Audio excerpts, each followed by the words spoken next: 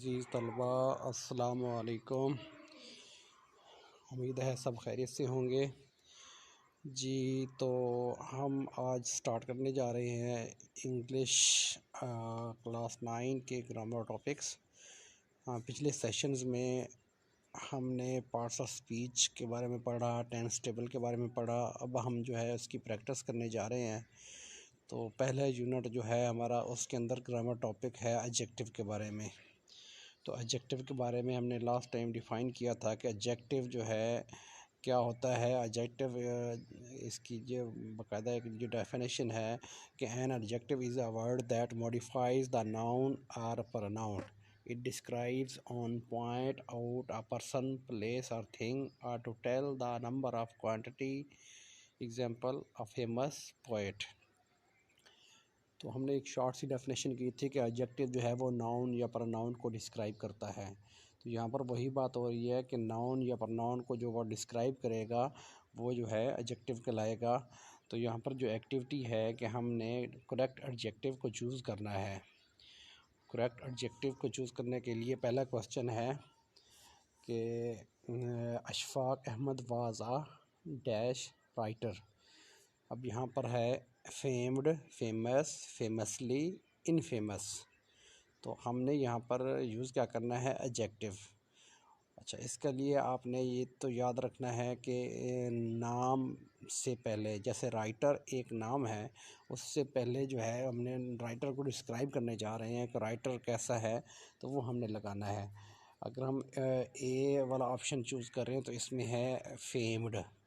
اب E D جو ہے، ای ڈی والی فارم میں جو ہیں یہ ہماری ورب کی ہوتی ہیں۔ اور فیمس رائٹر، فیمس یہ کوالٹی ہے، یہ ہمارا کریکٹ آپشن ہے جو اس کے اندر آ جائے گا۔ فیمسلی جو ہے یہ ہمارا ایڈورب ہے، ایل وائی والے ایڈورب ہوتے ہیں۔ انفیمس جو ہے یہ ناؤن ہے۔ تو ہم ناؤن کے ساتھ ناؤن نہیں لگاتے، یہاں پر ناؤن کے ساتھ ایڈجیکٹو آئے گی تو بی والا آپشن ہمارا درست بنے گا۔ اسی طرح نیکسٹ ہمارے پاس ہے یہ دس از اے ویری ڈیش سیمینار۔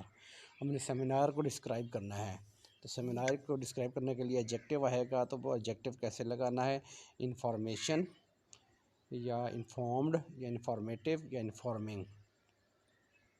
اچھا، انفارمیشن یہ ناؤن ہے تو ناؤن کے ساتھ ناؤن نہیں آئے گا۔ انفارمڈ ای ڈی ہے، وہ ای ڈی والی فارم ہے، اور ہم نے یہاں ایڈجیکٹو لگانا ہے۔ اور انفارمیٹیو یہ ہمارا درست آپشن ہے جو اس کے ساتھ لگے گا۔ اگر انفارمنگ لگائیں گے تو انفارمنگ کو آئی این جی والی فارم میں جو ہے وہ ورب کی ہوتی ہیں، تو ہم نے یہاں ایڈجیکٹو لگانا ہے۔ تو ایڈجیکٹو کے لیے درست آپشن سی بنے گا۔ اسی طرح ہے نمبر 3 پہ my mother becomes dash F I get home late.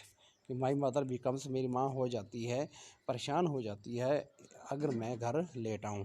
اب یہاں پر مدر کو ڈسکرائب کیا جا رہا ہے کہ مدر جو ہے وہ پریشان ہو جاتی ہے، تو پریشان ہونے کے لیے جو ایڈجیکٹو یوز کرنا ہے، انیگزائٹی، انیکشیس، انیگزائٹیز، انیکشیسلی۔ تو اب یہاں پر جو ہے انیگزائٹی ناؤن ہے، انیکشیس یہ ایڈجیکٹو ہے۔ انیگزائٹیز یہ پلورل فارم ہے ناؤن کی، اور انیکشیسلی یہ ہمارا ایڈورب ہے۔ تو ایک ہی بھی ایڈجیکٹو بنتا ہے جو انیکشیس ہے۔ اسی طرح نیکسٹ ہمارے پاس ہے جی it is dash to get the correct information from the university office. It is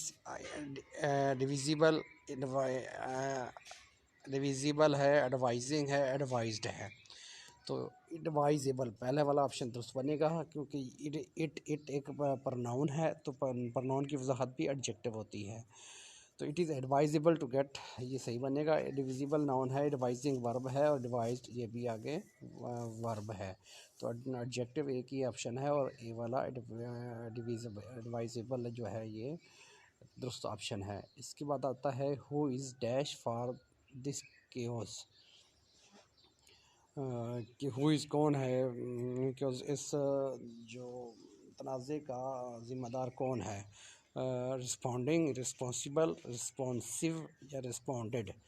تو رسپونڈنگ جو یہ آئی این جی والے ورب ہوتے ہیں، رسپانسیبل یہ ایڈجیکٹو بنے گا بھی، اور رسپونسو یہ بھی ناؤن ہے، اور رسپونڈڈ یہ ورب ہے۔ تو ایک ہی درست آپشن جو بن رہا ہے بی والا، جو کہ اس کے اوپر ایڈجیکٹو کا کام کر رہا ہے۔ ہو از رسپانسیبل فار دس کیوس، کہ اس تنازع کا ذمہ دار کون ہے۔ تو اس طرح ہمارا پہلا کوسچن جو ہے وہ مکمل ہوتا ہے۔